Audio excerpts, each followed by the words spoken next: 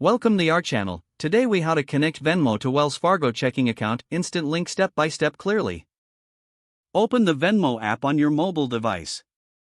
Log into your Venmo account if you haven't already. On the main screen, locate and tap the settings icon. In the settings menu, find and select payment methods. Tap on add bank or card. Choose bank. Select Wells Fargo from the list of bank options. If you see the option for instant link, click on it. You will be prompted to enter your Wells Fargo online banking credentials. Input your username and password in the designated fields. Follow any additional prompts for two-factor authentication if applicable. Once your credentials are verified, Venmo will attempt to connect to your Wells Fargo checking account. If the connection is successful, you'll see a confirmation screen. Your Wells Fargo account will now be linked to your Venmo account. You can now make instant transfers from your Venmo balance to your Wells Fargo checking account. Return to the home screen to begin using your linked accounts. If the page does not load, refresh the browser or try again in a private or incognito window.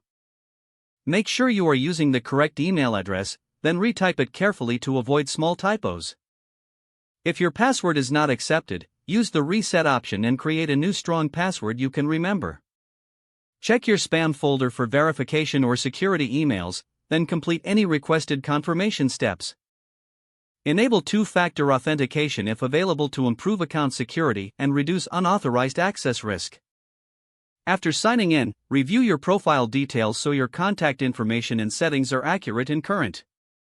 If you see an error message, note it down and try again after restarting your device and internet connection. Log out when you finish, especially on shared devices, to keep your account and payment information secure.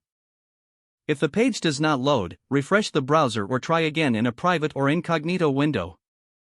Make sure you are using the correct email address, then retype it carefully to avoid small typos. If your password is not accepted, use the reset option and create a new strong password you can remember. Check your spam folder for verification or security emails, then complete any requested confirmation steps. Enable two-factor authentication if available to improve account security and reduce unauthorized access risk. After signing in, review your profile details so your contact information and settings are accurate and current.